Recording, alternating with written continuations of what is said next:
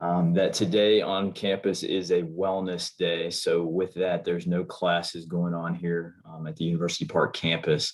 And because of that, some of our teams kind of have restructured their schedule and they may be practicing a little bit early. So we may have some people pop on here in just a second, but we will get going.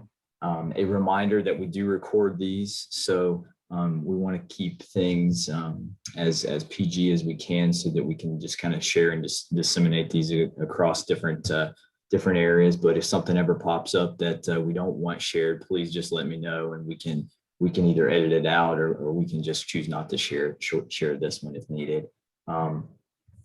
Just really quick going through a couple things that we got going on. This is the opportunity to just kind of reinforce that there's a lot of different professional teams out right now that may be getting prepared for drafts, picking up athletes. They may be digging for information. It could be very quantitative information, such as the data that we pull from wearables, or it could just be observations or subjective, the way we feel about people. So just make sure that you keep in mind that everybody that's not within the purview of your university could potentially be digging for information. It's a good opportunity for us all to think about coaches. We think about coaches as performers as well. So just like teachers, the better you become a teacher and the more powerful your instruction is, the more your students learn. The more powerful our coaches are at taking care of themselves, the more that they can perform on the field, and then the better product that we're going to get with our athletes. So as the seasons change, it's a good opportunity for us as support staff to always just reinforce certain things about coach health. Right now, sun health, adjustments to schedules and the implications that may have, and then finding ways to always just emphasize finding ways to spend time with family is a really good time, a good thing to do. And then this is one thing that's not scientific at all, but as the weather's getting warmer, if you're driving home, make sure that you're watching out for kids because they are out and about a little bit more. That's just kind of a personal thing that I wanted to throw in there.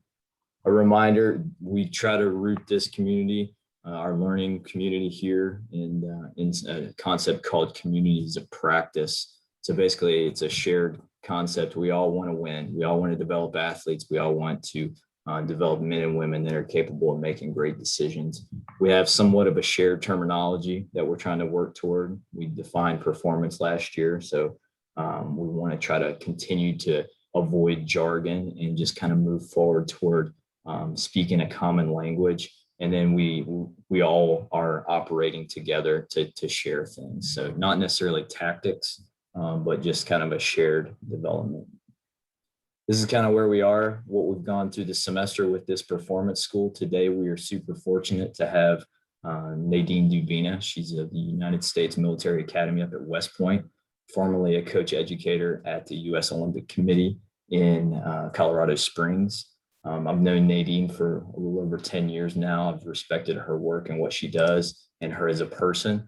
And today we're going to be talking about cueing for performance. So Nadine, I'll flip it over to you and you should be able to share your screen and you can rock and roll. Thank you for joining us.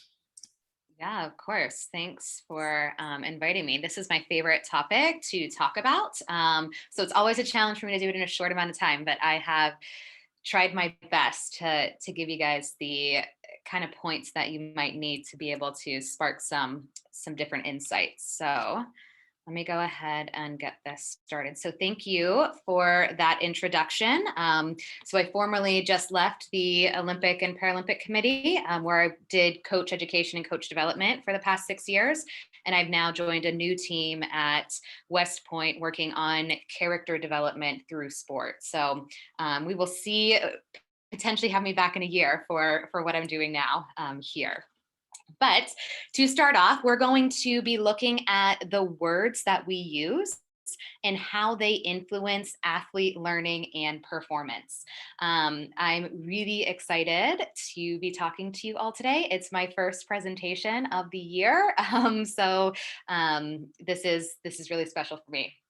Okay, I wanted to, now that you know a little bit about what I do, even though it's not that much, I wanted to share a little bit about why I do what I do to kind of frame us in this. And so for me, I really believe in the magic of light bulb moments.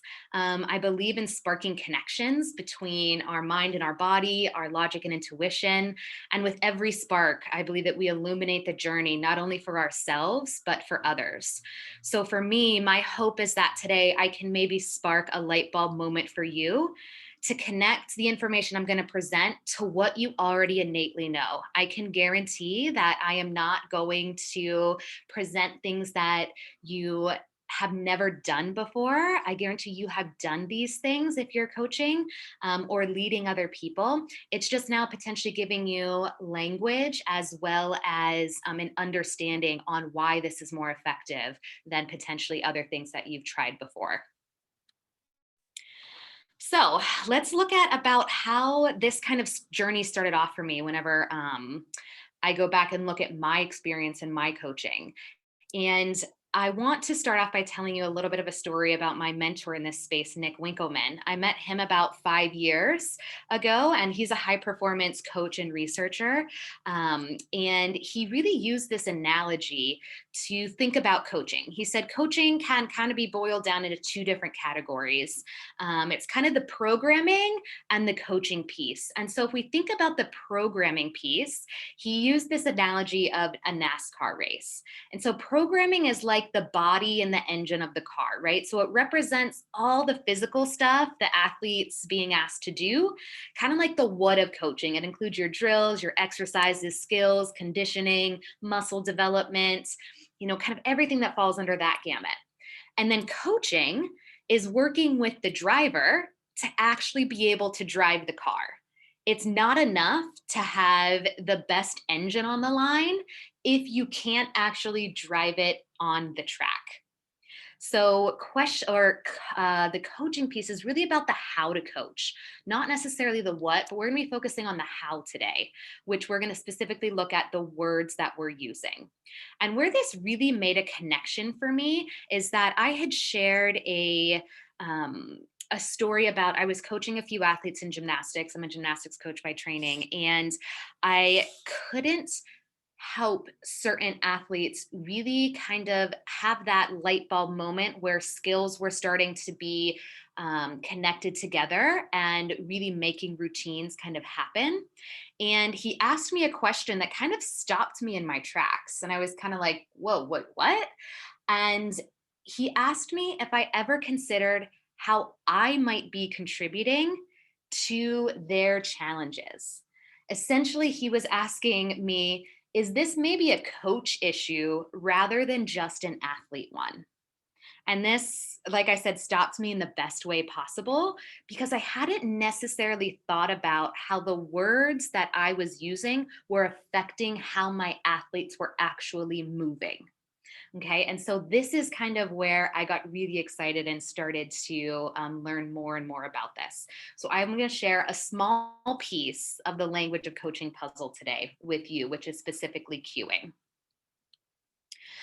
So before we can look at what it means to cue, I think it's important to look at how we communicate. And so I just want to ground us in this kind of loop that happens. And you should be able to identify and see kind of different aspects of this. This is very common in coaching. We do this all the time.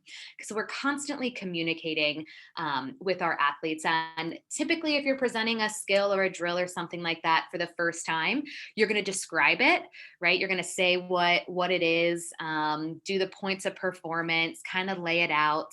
Then you might demonstrate it either by playing a video, demonstrating it yourself, having another athlete actually go through it so that the athletes can physically watch it and see it.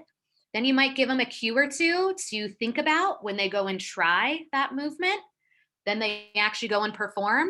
And then finally, there's the debrief where they come back in to either feed you back in information or you feed them additional information, right? So it's kind of this loop: describe, demonstrate, cue, do, debrief. And a lot of the times we take off the first two steps of this and just do cue, do, feedback, right? Here's your cue, think about it, go and do it, come back, do it again, right?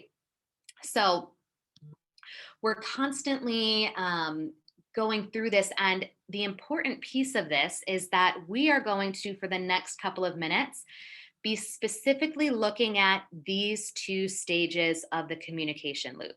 So we could spend days talking about how to set up drills, how to demonstrate them, how to debrief them.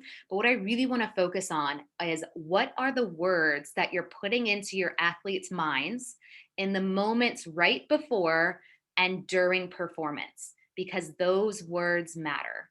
Okay, so let's go ahead and get into some of the cueing with the emphasis that we're looking at the words that we say right before or during movement.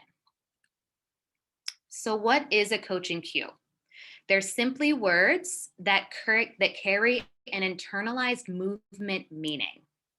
Okay, so they're the last idea again that we put in our athletes' heads.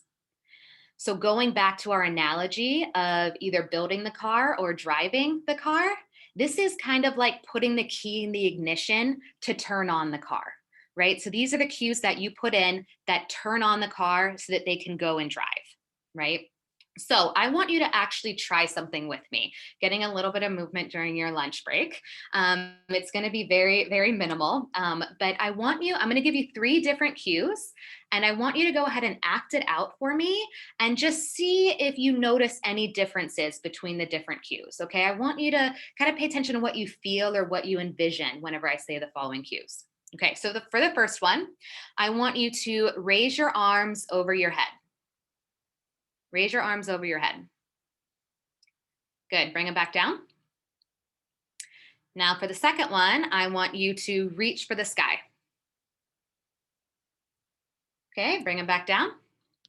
And third time, I want you to reach up just like you lost hold of a balloon that's about to fly away. All right, possibly did you reach maybe the quickest and the highest on the last cue? Maybe. So just by stating a few words, your motor cortex is able to interpret the meaning of those words and send signals to different parts of your body to carry out that message. We're going to come to learn that certain types of words are interpreted differently in your motor cortex, which either elicits a helpful or unhelpful movement command in the body. Okay. So there's 2 different types of cues, and they kind of exist on a continuum. There's internal cues and external cues. You slide along the continuum by zooming in to focus on a specific part of the body or zooming out to focus on a specific movement goal. Okay, so think about this like internal cues have a body focus and they zoom you in to a specific part of the body. Okay, so an example of this might be to extend your hips, maybe squeeze your glutes, drive off your toe, tighten your abs. You're zooming into the muscle, the joint, the limb, parts of the movement process. Okay, I might say here, this is Vincent Cho. He's one of our Team USA figure skating athletes. And I might say, Vincent, I want you to get your nose to your knee, right? 2 specific places on his body. Now, external cues have an outcome focus. You're going to zoom out to focus on the outcome. Okay, so something like this might say, if we're thinking about figure skating, I want you to jump higher.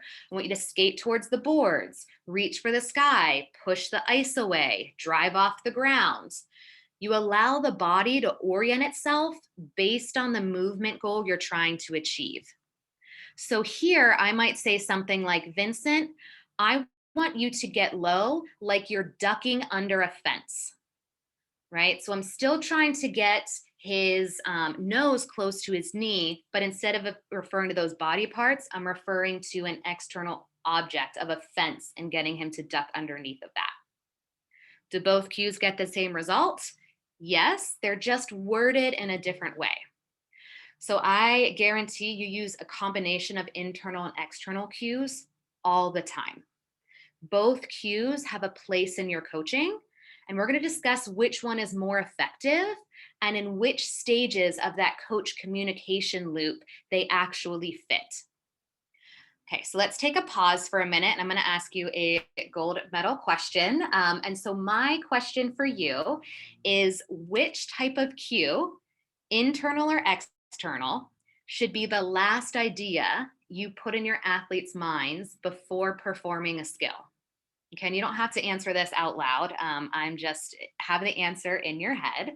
But think about it. What type of cue, internal or external, should you be using to tell your athletes before they go to perform? So there is an answer. It's pretty conclusive in the data, and we're going to go through why. And that answer is actually external. So thinking about that cue do phase, external cues are most effective.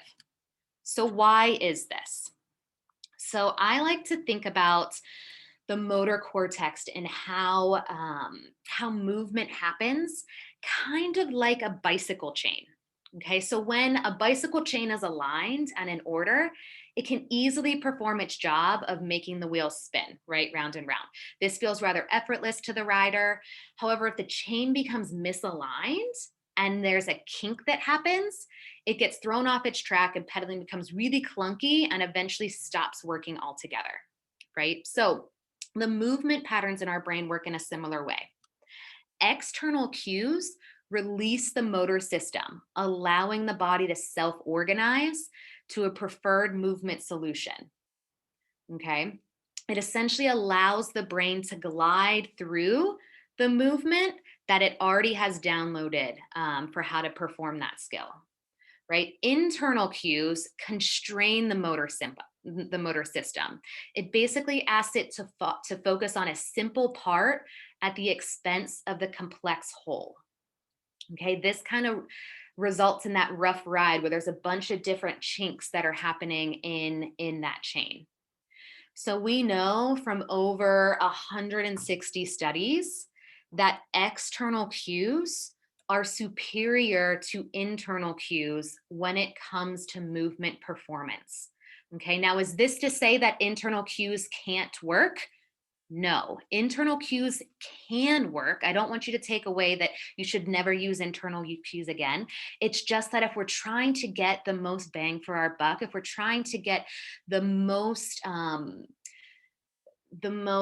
grandiose or broad learning, we're going to want to choose that external cue and that cue do phase. Okay, and we're going to go into this a little bit more.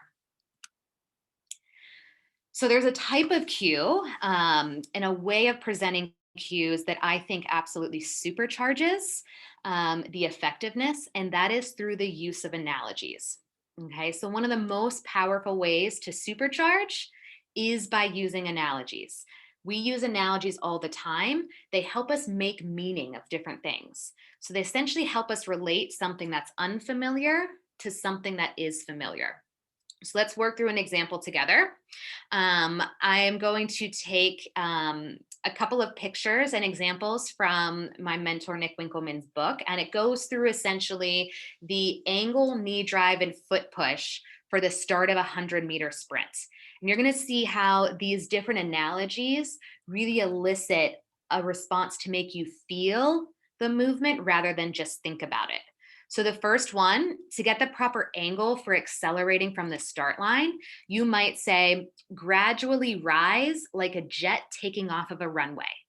Be the jet, right? So rather than a helicopter, which would come straight up, be the jet at that angle. The next one, potentially to help with knee drive, you might say, I want you to drive forward as if to shatter a pane of glass. Shatter the glass. Right? You can feel that that's not lightly bringing your knee forward, right? You are aggressively driving forward there. And finally, to think about pushing all the way through your feet, you might say something like strike back as if to rip up the track, rip it up beneath you, rather than saying something like push through the ball of your foot, rip the track up. Right? So it just really creates a rich learning experience for the athlete and also adds a little bit of fun to your coaching, I will say. Okay, so let's practice one more thing. I might ask you to be a little bit more movement oriented if you can. So you don't have to for this one. This also works just thinking about it. But I'm going through one more example now that I've kind of taken you through that. I want you to go ahead and stand up if you can. So we're just going to be doing like a slight jump and land. Okay. So I want you to think about how the different cues feel to you. I'm again going to give you three and see if there's any potential light bulb moments as you're going through this small movement pattern. Okay, so go ahead and stand up, and I want you to pretend that you are standing on top of a raised box. So we're going to focus on the landing in a squat position, but I want you to pretend like you're on top of a raised box. Don't stand on top of a chair or something like that. Just stand and jump. Okay, so for the first one, I want you to jump and land, and I want you to try to absorb the ground as you land. Absorb the ground as you land. Go ahead.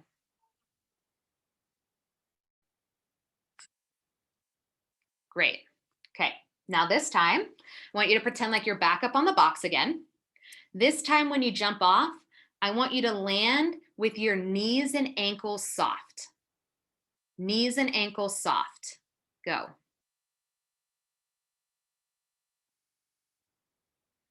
All right, last time, pretend like you're standing back up on the box again.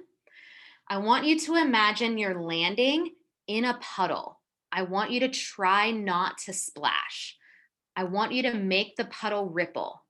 Jump off, make it ripple. Okay. Now, did you notice any difference in your movement depending on the cues that I used? Did you like one better than the other? Did one, this is completely individualized. So I would obviously work with each one of you to know which one kind of worked better. But simply just looking at the three different types, all trying to get you to do the same thing, right? I just phrased it in a different way. So, what I like to point out here is that great coaches make technical changes without using excessive technical cues, right? So, really good changes in movement that are technical, but they don't necessarily have to put all the technical language that's in their head out there for the athletes to know. Okay, we want you to essentially move to go from cueing by choice instead of cueing by chance. So you might come across this just by stumbling upon it, but we really want you to be intentional about the words that you use because it really matters whenever it comes to how our brains process language, which then turns into movement. So let's go back to that cueing communication loop and look at where do different parts, where do those internal cues live and where should those external cues live? So we had already said that the external cues kind of should be in that cue do phase. But what kind of language is used during each of these? I would say that describe, you could use internal or external language because you have a lot of time. You have 2 to 3 minutes to figure it's kind of explain this to your athletes, and that's okay because you're giving a broader description. Demonstrating, you really want to let them, look at it, maybe giving them a word or two to highlight. But then in that cue do phase, that's when only external language lives in this place. Okay. Only external language here. Internal language can be used, like I said, in the describe and the debrief. Okay. You don't want the internal language coming into the last thing that they're thinking about. Okay. So again, there's over 160 studies showing the conclusive evidence on the effectiveness of external cues on movement performance. And it's essentially what it's trying to do is it's trying to go from what the athlete is doing to telling them how to do it. Okay. Going from what I need your knee at 90 degrees to going, I need you to drive that knee forward as if to shatter that glass, where you're getting the technical 90 degrees, but you're getting it for the brain to understand it so it can actually do the movement. Getting your knee to 90 degrees is really, really hard for the body to understand for the rest of the movement to happen because we know that that 90 degrees is only a small part of the whole movement pattern. Okay. All right. And if I haven't convinced you quite yet about external cues, there is some research into the um, thing that we don't want our athletes to do, which is choking. And so really interested to see some of the perspective on the sports psychs who are on the call as well. But I find it really interesting that when it comes to athletes choking, we use a very common phrase. And the common phrase that we use in sports, and see if you can guess it, is, man, when that athlete's choking, they were all in their head, right? We say that they couldn't get out of their head to do what they know how to do. Except what does internal cueing do? What does internal language do? It literally puts them inside of their head, inside of their body. So the external language helps them get outside of their head and perform how they've been trained to do the skills. Okay. And so they've done some fMRI studies showing the different parts of the brain that are lit up. And what they have shown is that the learning brain of a novice looks similar to the choking brain of an expert. Okay. So if an expert is choking, their brain actually is reverting back to when they were first learning the skill. And it's going into those, creating those chinks in that chain instead of allowing it to run smoothly like they've practiced over and over and over again. Okay. So this is where I always ask myself, I come back to being honest with myself. Are my words setting my athletes up to underperform? And I always like to mention here that no matter where you are, there is always two coaches in the room. There's you and there's the voice inside your athlete's head. So make sure that those two voices, those two coaches are speaking the same language, right? All right, I have one small example here so you guys can hear this, and then we'll go to some questions. So this is a video clip of one of the national team members. She's on the ski moguls team. And this was at the end of one of her kind of best races of the season. And this was an impromptu interview from NBC Sports. And so she wasn't coached up on this. It was literally, she got to the bottom, she'd made the podium, was moving on to finals. And this is what she said about her performance. For you, Hannah, congratulations. A career night for you with that runner-up performance. How were you able to rise to the occasion under the lights here at Deer Valley? I just focused on my technical cues. I was just trying to slap the backs of the bumps with my skis and extend off those jumps and hope it worked out. So if you didn't catch that, she said her technical cues were to slap the backs of the bumps with her skis. Really vivid there, right? And to extend off the jumps. She didn't say to extend her hips, right? She didn't say to drive her heel into the ground or into the snow, right? Using those external cues to help her perform the way that she knows how to. Okay, so last three things to leave you with, kind of focus this all up. One focus at a time, one cue at a time, right? If you give them three cues, you don't actually know what they're focusing on. Give them one cue, focus on one thing. Use the internal cues to describe, to teach them about the skill. Use the external cues to coach, to tell them how to perform the skill. And then finally, the more we zoom into the micro of the body, the harder it is to execute the macro of the movement. All right. And I realize that I am at 12:29, which I think we officially end at 12:30. So Josh, I am sorry about that. But I have a couple minutes too. If people have a little bit more time, I can stay on as well. Absolutely. First off, thank you so much. That was incredible. I can probably speak for everybody. That was incredible. I will let everybody know at 12:30, we typically break. If you need to go, very informal, you can hop off. But if we can, stick around. You can ask some questions and we'll keep the video going. But thank you so much. And if you got to hop off, thank you for being here. If there's any questions now, we can go to that. Yeah, and please feel free, Josh, to share my contact information. They can reach out to me with additional questions and things like that as well. Okay, perfect. I will. Anybody have any questions? I definitely do. Hey Nadine, thanks for the presentation. That was awesome.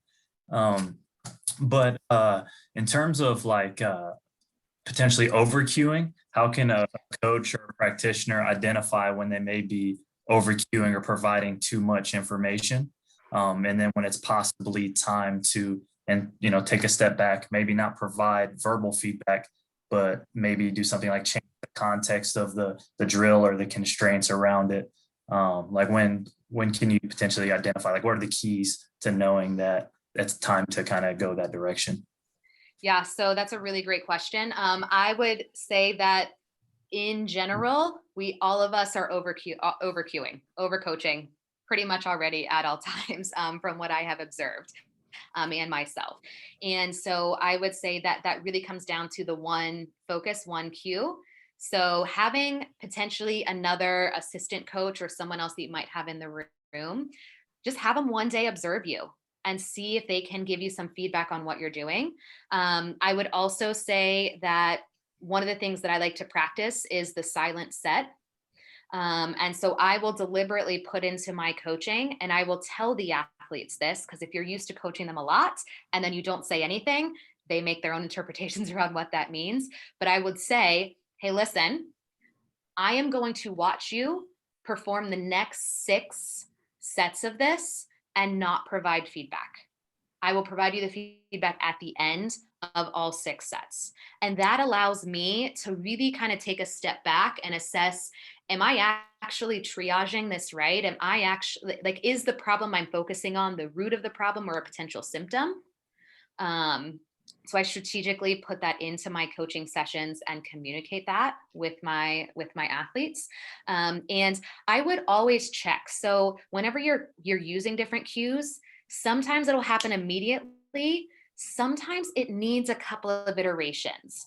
So the way I like to think about it is that if you give a different cue, so let's say they're doing something 4 times and you give them a different cue every time, how do you actually know if that cue worked? You don't, because you didn't actually give them time to try it, right? So it's really about paying attention to what you're actually doing and saying first. So I would say it comes from awareness first, and then kind of using some of those little skills to really assess what's going on between that interaction between you both. Perfect. Thanks for answering the question. Mm-hmm. Any other questions? I have a question as it pertains to, so I always try to think when I'm in a coaching sense of just trying to be a teacher and like coaching the athletes to understand and then obviously to complete the task. And I always think about it from looking at learners different. And I think in the education literature, they call it like differentiated instruction. So what are the ways that we can quickly, like if I'm a coach and I'm on a floor, let's say I'm a strength coach and I'm assessing my learners, I got them here. What are cues or tips that I can see with them to identify which one they're going to focus on better or which one that they're going to, intake better? I don't know if I'm asking that question. Yeah, 100%. So I think that if it's an individual sport, it's a little bit easier, right? Because you're kind of working one-on-one, but in the group context, it can be a little bit harder, right? So I will bring them in a lot of the times and ask them to repeat back what I said and see what language that they're using.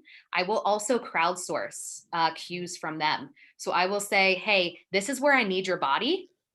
What does that represent for you? What is that like for you? I know that in some of the athletes that I've worked with where I'm not necessarily sure about the language of their sport, I'll explain it. And then a lot of the references typically come from movies or the games that the video games that they're playing, things like that. And if it comes from them, it becomes a little bit more sticky.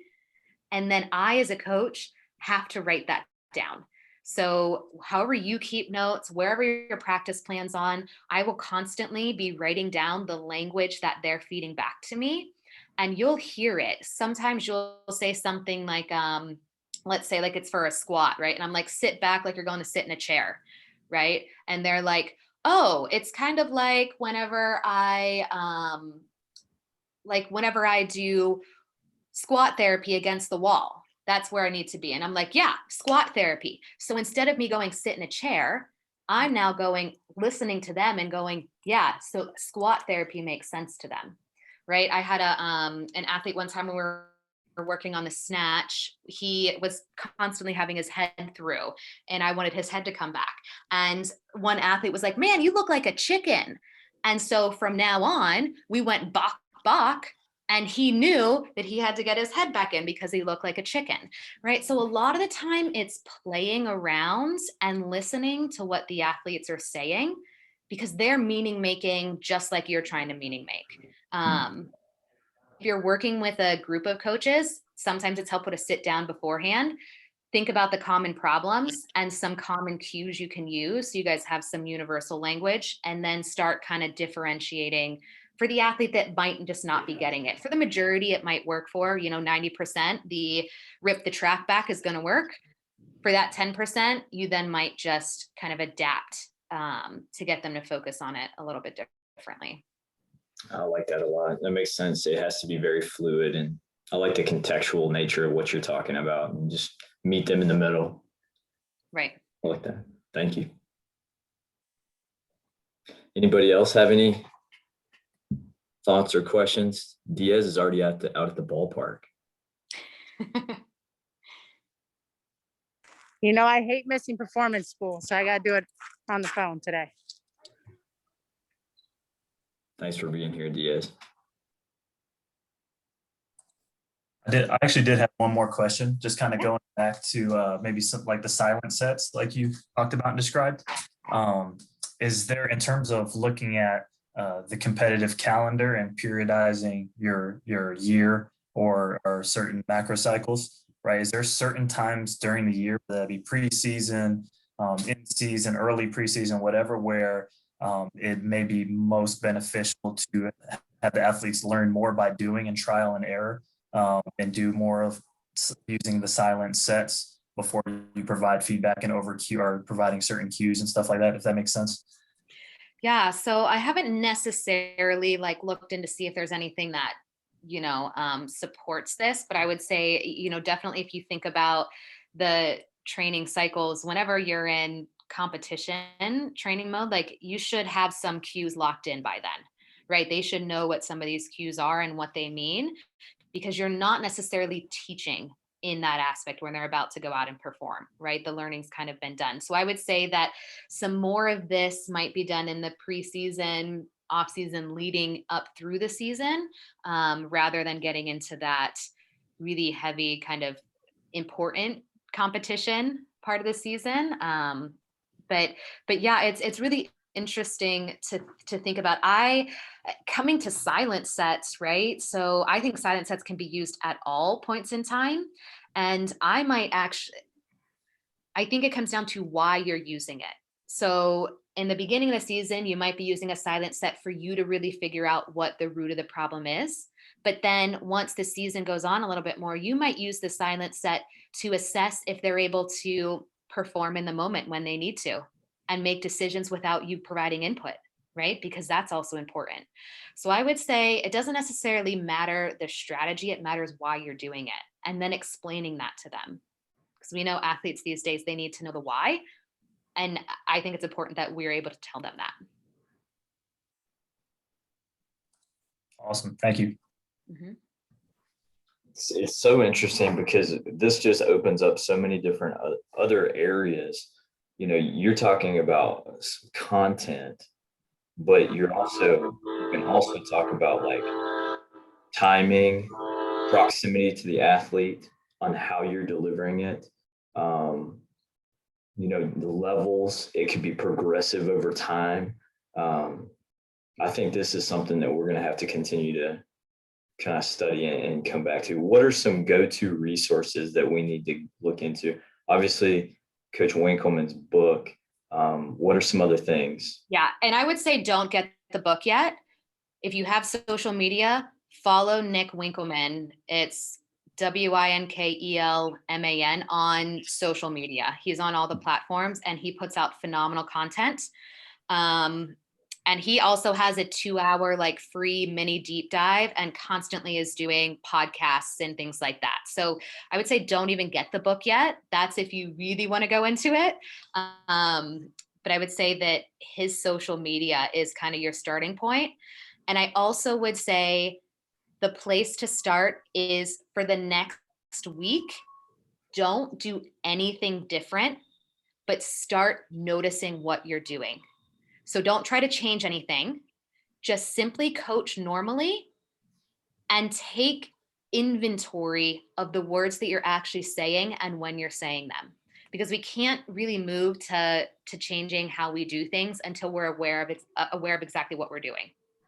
So I would say kind of start there. Follow on social media and don't change anything, which is kind of counterintuitive, except become aware of what you're doing so you can make changes for where it's most helpful moving forward. That's awesome. That's great words. Awesome. Well, we want to be respectful of your time, but does anyone have any other questions? I'll certainly share your contact information as well, Nadine. I have one really quick. You might have covered this in the presentation, but would you say that like an internal cue is more effective for really simple tasks, and an external cue is going to be more like almost like a continuum? Like the more complex something is, the more external you want to get. But if it's a very simple movement, say in the weight room, an internal cue might be pretty effective as well. Yeah, exactly.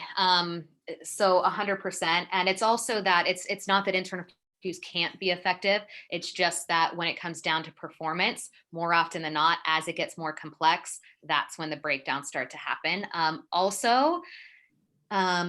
Something to note is that with more elite performers who have potentially been cued internally for a very long time, they have learned how to translate that internal cue really not even into a cue anymore, right? So something like sprinting, let's say, if you were to say like, push off your toes through the blocks, right? Like they've gone through pushing out of the blocks thousands of times. They're probably not even thinking about that cue anymore.